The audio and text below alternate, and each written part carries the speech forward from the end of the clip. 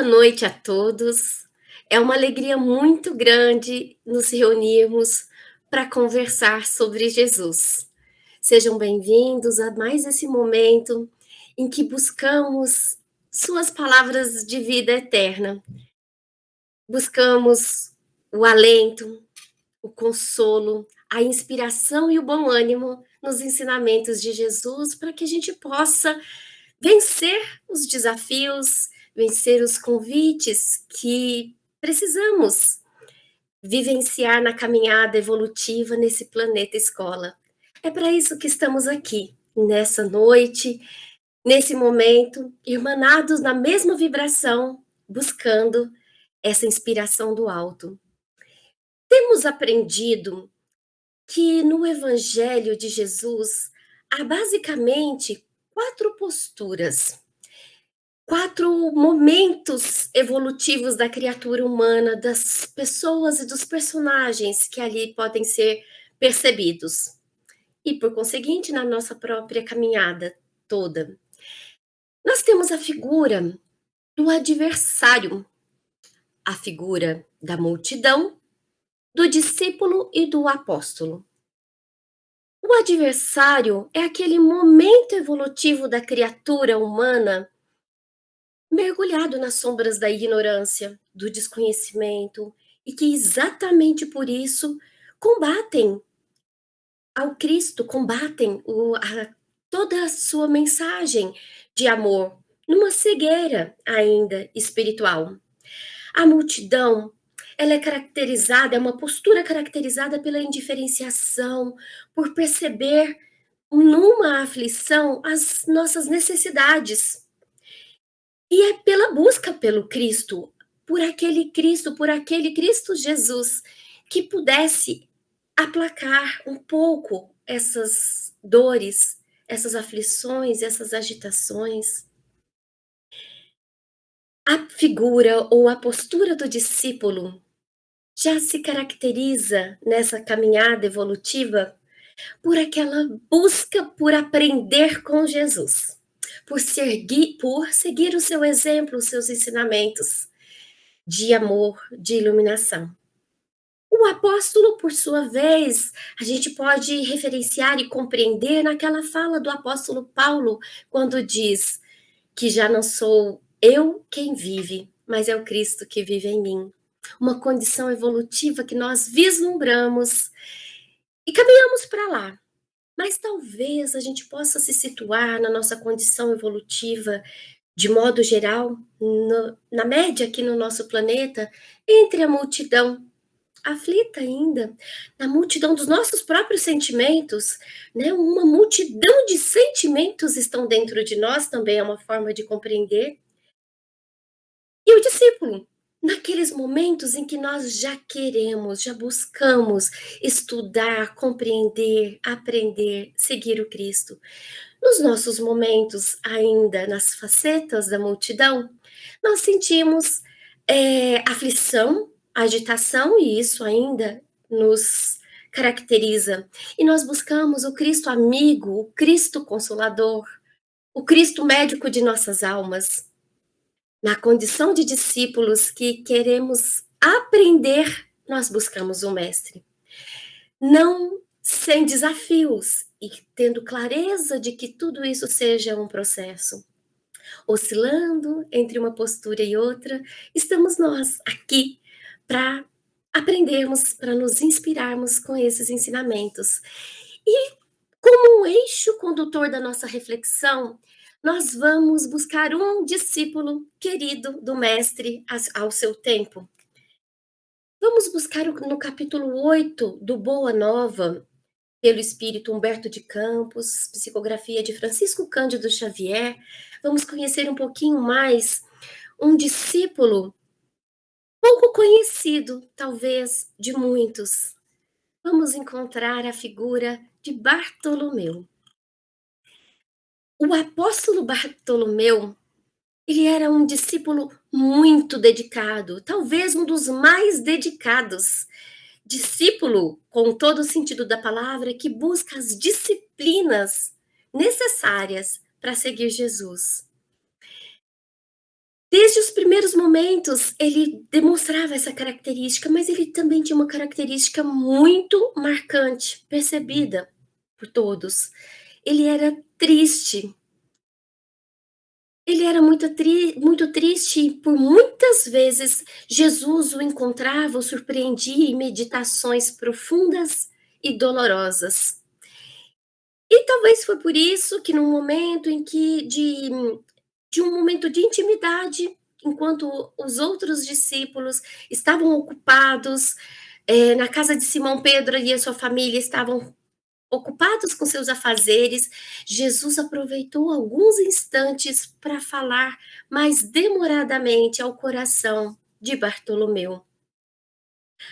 Após uma interrogativa afetuosa e fraternal, Bartolomeu deixou falasse o seu espírito sensível. Mestre, exclamou timidamente, não saberia nunca explicar-vos o porquê das minhas tristezas amargurosas. Assim diz Humberto de Campos. Só sei dizer que o vosso evangelho me enche de esperanças para o reino de luz que nos espera os corações além nas alturas.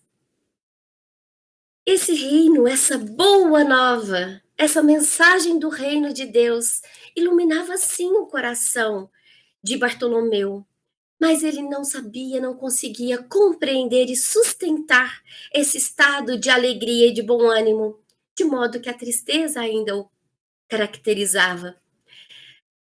Jesus ouviu Bartolomeu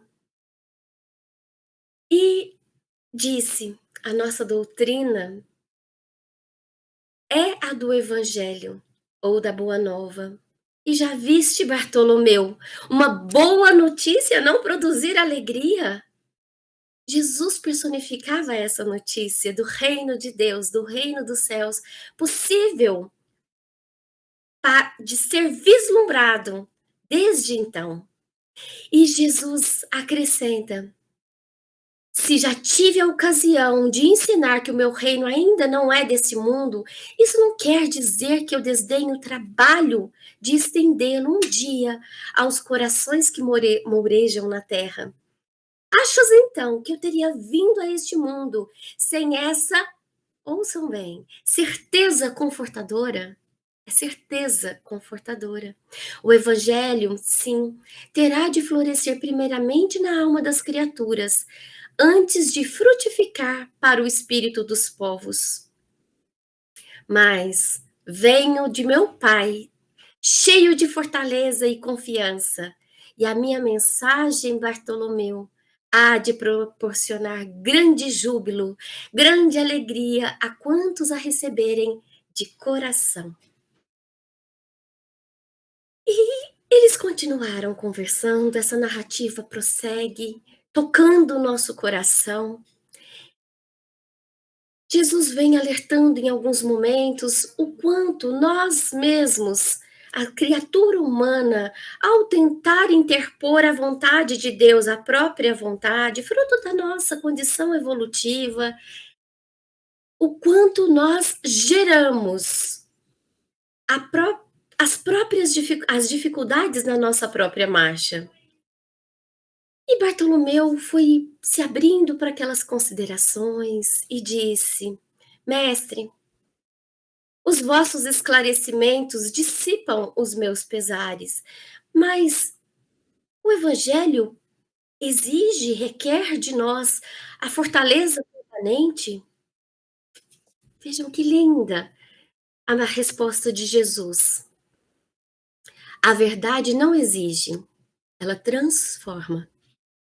O Evangelho não poderia reclamar estados especiais dos seus discípulos, até porque os discípulos estão em formação, estão em caminhada evolutiva, não é mesmo?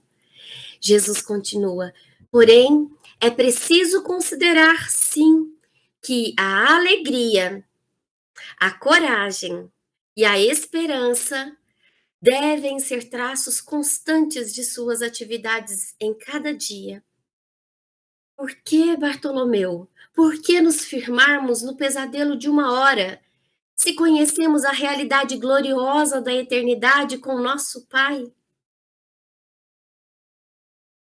Bartolomeu ainda fez alguns questionamentos sobre situações concretas que ele vivenciava, vicissitudes, dificuldades que o afligia naquele momento, assim como nós poderíamos elencar no encontro com Jesus.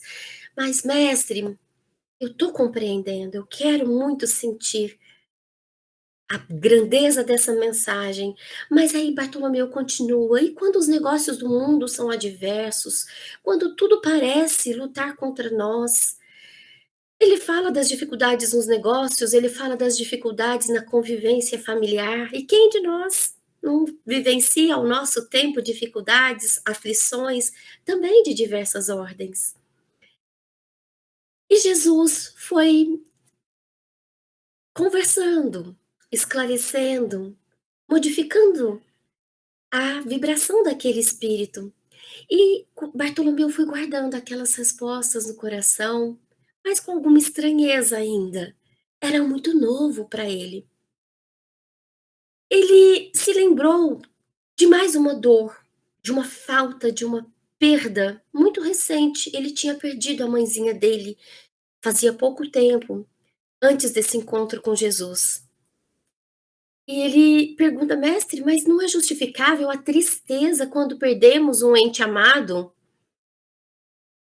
Jesus veio esclarecendo sobre e quem é que fica órfão quando somos filhos do Pai maior, e veio com a sua palavra consoladora. Depois Jesus fez silêncio e deixou Bartolomeu naquela reflexão. A hora já era adiantada. Bartolomeu se despediu de Jesus. O olhar do mestre oferecia ao seu naquela noite uma luz mais doce, mais brilhante que nunca. As suas mãos lhe tocaram os ombros levemente, deixando-lhe uma sensação salutar e desconhecida. E aí segue Bartolomeu para sua casa, e no caminho algo já foi diferente. Um novo olhar parece que surgia, ele conseguia perceber uma noite formosa. No alto, estrelas pareciam mais gloriosas do que nunca. Toda o encanto, o júbilo da natureza foi pela primeira vez sentido por Bartolomeu como nunca antes. Ele começou até a recordar, a se lembrar dos motivos de tristeza, daquelas tristezas profundas, dolorosas, amargurosas, intraduzíveis. Mas com muita surpresa, ele não mais as encontrou no coração. Na lembrança, sim, no sentimento, não mais. E quando ele foi se aproximando de casa, ele enfrentou as vicissitudes como antes. Os irmãos fazendo acusações, o pai com incompreensão, mas algo já tinha mudado. Na atitude mental de Bartolomeu, ele olhava para os irmãos e para o pai de uma forma que ele se surpreendia também. Ele se lembrava das palavras de Jesus e conseguiu ter uma compreensão do momento, da condição daqueles irmãos que estavam no seu lar totalmente nova. E pensava: mas se eu tenho a boa nova já conhecida, já no meu coração, eles não conhecem Jesus. Eles ainda não se abriram para a mensagem de Jesus. Então, o que ele fez? Ele se despojou da intenção, da necessidade de ser compreendido. Nossa, como isso ainda é difícil para gente. Se despojar dessa necessidade de ser compreendido, de ser aceito, isso aquele necessidade tão humana de pertencer, né, àquele núcleo, mas ele compreendia que pertencia, mas que tinha um olhar novo, renovado pelos esclarecimentos e pela vibração de Jesus. O que ele fez? Percebendo que não conseguia esclarecer seus familiares, ele guardou os bens do silêncio. Prestemos atenção nesse ponto. Ele guardou os bens depois de se despojar dessa, talvez até vaidade ou necessidade de ser compreendido, ele guardou os bens do silêncio e achou-se de posse, olha só, de posse de uma alegria nova.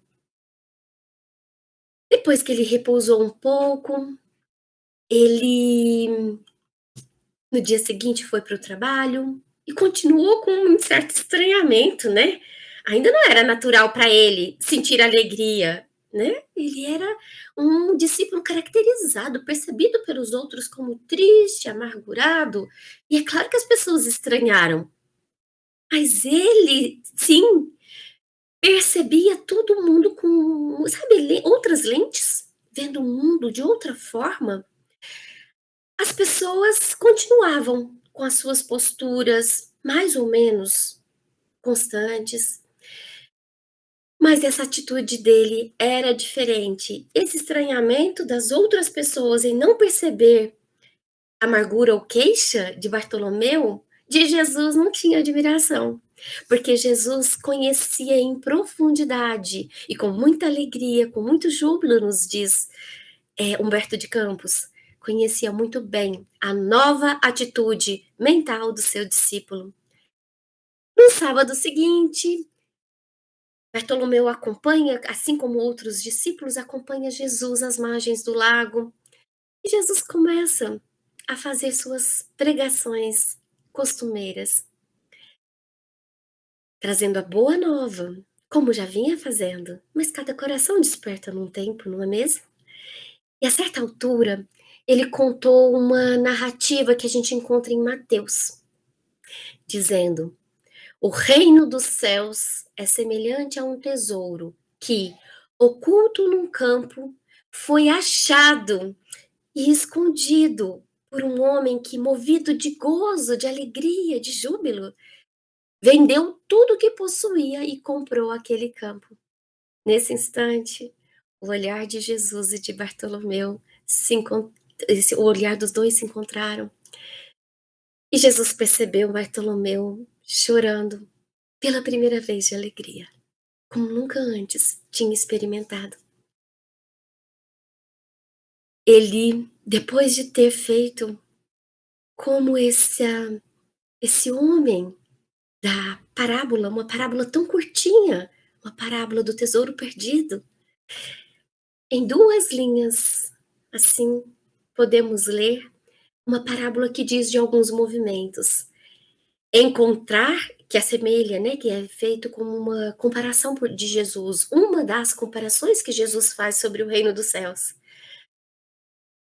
É um tesouro que foi encontrado por alguém. Bartolomeu, nesse momento, personificou esse alguém. Ele encontrou uma boa nova, um grande motivo, um tesouro. Motivo para se alegrar é um tesouro. Com o olhar da vida eterna, é um tesouro, porque nos deixa, assim, num outro ponto de vista, entendendo os altos e baixos da caminhada, do caminho pedregoso, de outro ângulo. Ele encontrou, escondeu no sentido de guardou, de cultivou, mas antes ele precisou vender tudo o que possuía, quer dizer desapegar-se daquelas necessidades. Dar esse passo é preciso abrir espaço para colocar esse tesouro. Então desapegar-se de expectativas, de necessidades ainda, né, materiais ou de compreensão, e comprou, ou seja, conquistou, cultivou aquele terreno no campo, que é o campo do coração. E aí,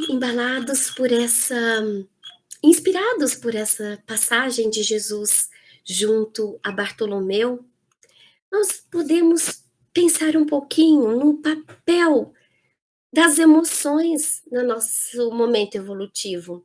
As emoções, elas são as respostas da evolução biológica da humanidade, da vida pulsando em nós. E só para pontuar aqui o papel da tristeza e da alegria, que foi a polarização que essa história nos trouxe, sem considerar toda a multidão, né, de sentimentos desafiadores que temos, vamos pensar um pouquinho no papel da tristeza em nossa vida.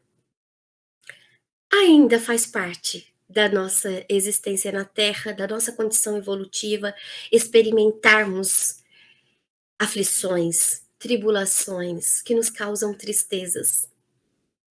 Mas a tristeza tem uma função, como tudo que existe de natural em nós, tem uma função. Qual seria a função da tristeza na nossa caminhada evolutiva?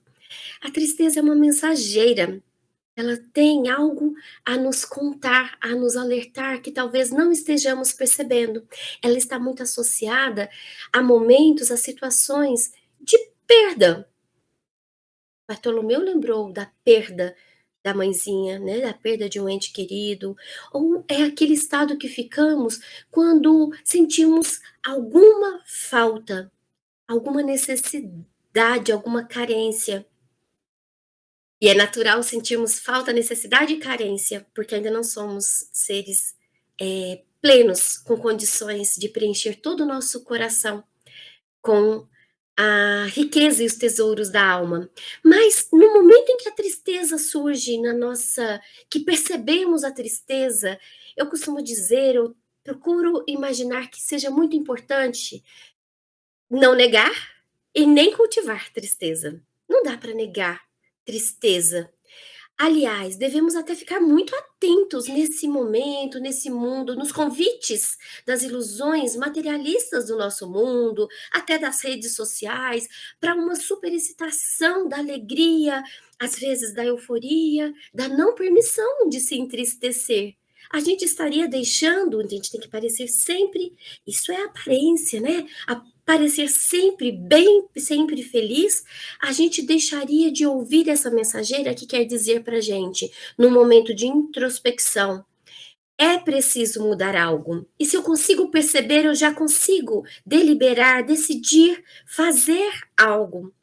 Às vezes, se estiver difícil nos momentos de tristeza, talvez a gente deva se lembrar de uma outra mensagem que tem no Evangelho segundo o Espiritismo, que diz lá no buscais e achareis, lá na importância da prece: quando quiserdes orar, entrai para o vosso quarto e fechada a porta, orai a vosso Pai em secreto, e vosso Pai, que vê o que se passa em secreto, vos dará a recompensa, vos dará as respostas.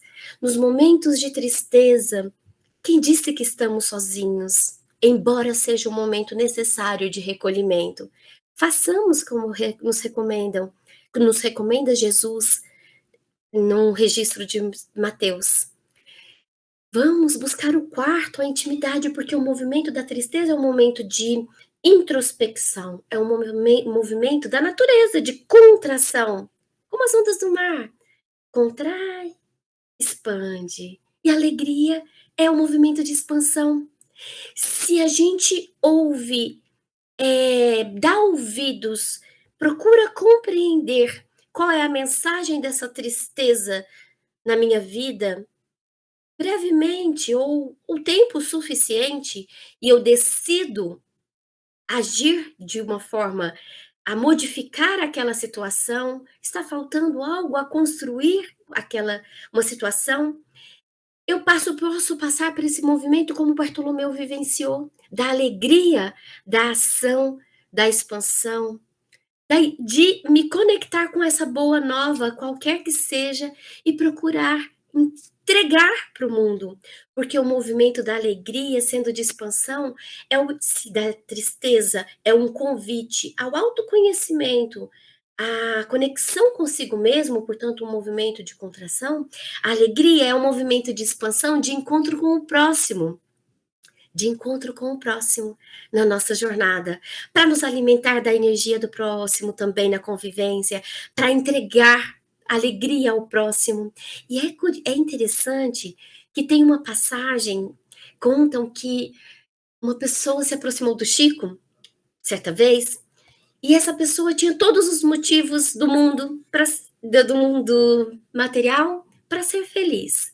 Uma condição financeira próspera, tinha saúde, tudo que é valorizado, ele tinha para ser feliz, mas ele não experimentava, a semelhança de Bartolomeu, essa alegria como era de se esperar.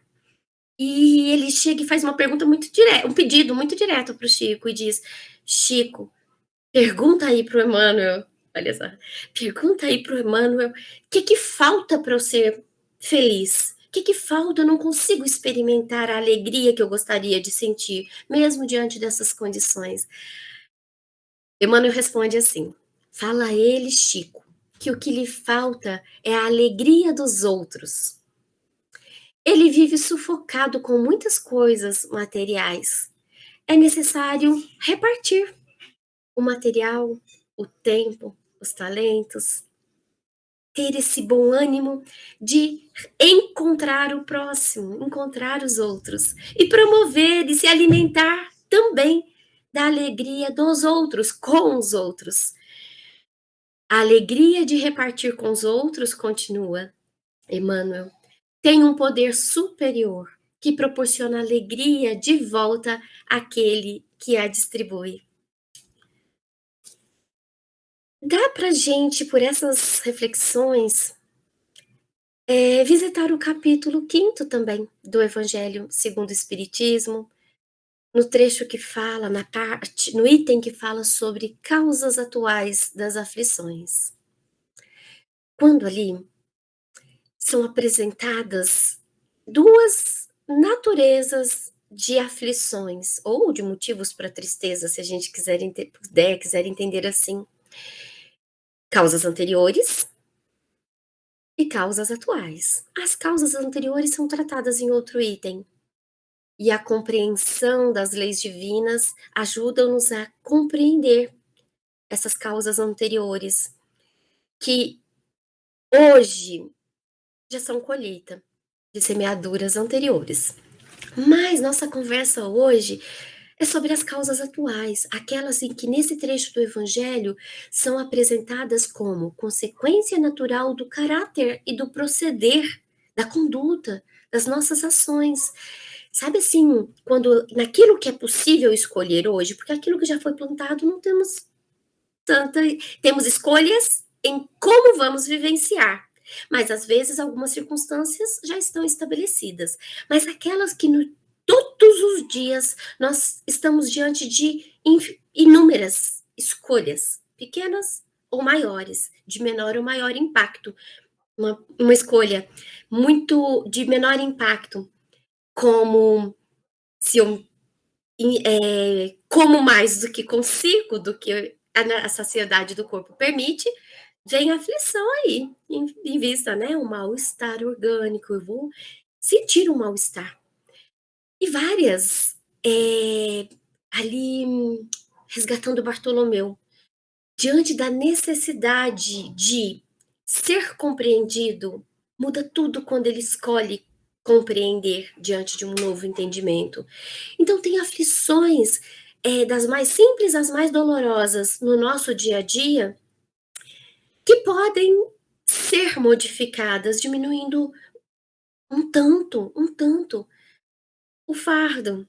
E que os momentos de tristeza ou de introspecção nos sirvam para compreender, para deliberar, para o autoconhecimento, inclusive, que é a grande função, né, dessa mensageira, porque muitas vezes acontece de bate uma tristeza, eu desconsidero, ou bate uma tristeza e eu acalento, e cultivo, e aumento, e vou me sentindo vítima daquele sofrimento, vou acalentando e me perco. Outras vezes, bate uma tristeza que eu desconsidero e não decido fazer algo diferente, é quando o mensageiro entregou um bilhetinho, depois uma carta, depois um cartaz, depois um outdoor, sem desconsiderar, sem cultivar e acalentar e exagerar, superdimensionar a tristeza. Vamos olhar para ela, vamos nos conectar, nos encontrar com Jesus, nos conectar ao Pai, fazer esse encontro nesse momento de recolhimento e pedir a Jesus que nos esclareça sobre a natureza da nossa tristeza de forma tão particular, tão pessoal, como Jesus pôde fazer com seu discípulo amado Bartolomeu. Não seríamos nós também discípulos amados de Jesus? A caminho. O discipulado tem muitas etapas, muitas fases. Nós podemos ser discípulos iniciantes, desejosos, que eu acredito que já somos, de seguir Jesus. Com o tempo, e temos exemplos de discípulos que fizeram como os discípulos do Evangelho, uma trajetória da incompreensão à transformação. Lembra de Jesus falar na passagem de Humberto de Campos, de o Evangelho não, a verdade, ou o Evangelho não exige, transforma. Foi a tristeza que, encontrando compreensão, foi transformada em um novo olhar, que foi transformada em uma novo sentir e em uma nova postura. Então, nós vamos deixando aqui esse convite para nossa atenção às nossas emoções, para nossa escolha inteligente de como lidar com elas. Diante da tristeza e da alegria, porque nesse momento tudo passa mesmo. A tristeza passa e a gente pode deixá-la passar, pegando ali, aproveitando a mensagem, deixe que ela vá. Devemos buscar formas de reencontrar com a alegria, porque estamos aqui para entregar, para ser, para construir. E a alegria é essa vibração construtiva, é a usina de motivação, de força que nos faz levantar a cada dia e enxergar em cada dia um recomeço. Joana de Ângeles, a gente caminhando para umas reflexões finais, tem uma passagem que chama Jesus e a Alegria, de Joana de Ângeles, e ela traz assim: seja qual for a razão da tristeza, fundamentada em acontecimentos atuais, deves transformar em bênção que te convida à reflexão e não ao desalento, e não ao desânimo, né? Tudo em tua volta é um hino de louvor, de alegria, de gratidão a Deus. Lembra, gente, do olhar naquela noite, do olhar de Bartolomeu, enxergando pela primeira vez, sentindo esse hino de louvor pela primeira vez, como nunca? Está aqui, está aí o tempo todo. Nós é que precisamos ter olhos de ver, ouvidos de ouvir. E Joana continua: observe bem esses motivos, né, que estão à nossa volta. Alegrai-vos, propôs Jesus.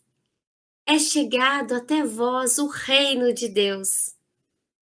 Este reino está dentro de nós, aquele terreno, não é? Que a gente guarda e cultiva. Ele está dentro de nós, esperando ser descoberto e habitado. Esse é o convite.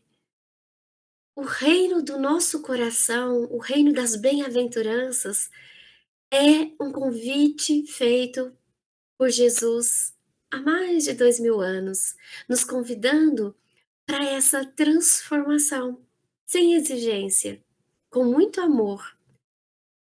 Podemos também nos lembrarmos do registro do apóstolo João 16, quando já nos momentos finais da existência material terrestre aqui de Jesus, ele diz: eu disse essas coisas para que em mim vocês tenham paz. Essas coisas, todas essas coisas que Jesus disse. Neste mundo, vocês terão aflições. Contudo, tenham bom ânimo. Eu venci o mundo. E ele veio como um Cristo homem, para nos provar, para nos convidar, nos mostrar o caminho de que sim, é possível vencer o mundo. O que é diferente de vencer no mundo? O paradigma materialista nos, nos convida, nos agita para vencer no mundo, mas estejamos atentos a essa sutileza do convite de Jesus para ecoar, tocar verdadeira e profundamente no nosso coração. O convite é para vencer o mundo. E como ele disse na parábola, vender tudo que não nos faz nos aproximar desse reino e conquistar esse reino que está no nosso coração, de forma muito prática, nas pequenas ou nas grandes decisões do nosso dia a dia.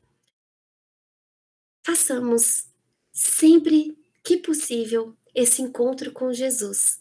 Ele está à nossa espera para nos acolher amorosamente, como fez com Bartolomeu e por séculos e séculos fez e fará com todos nós. Mantenhamos, cultivemos o bom ânimo. E nesse mês de outubro temos um grande motivo de alegria também, que não podíamos deixar passar, o aniversário do Centro Espírita André Luiz, essa casa que nos acolhe amorosamente. Então, parabéns, Ceal.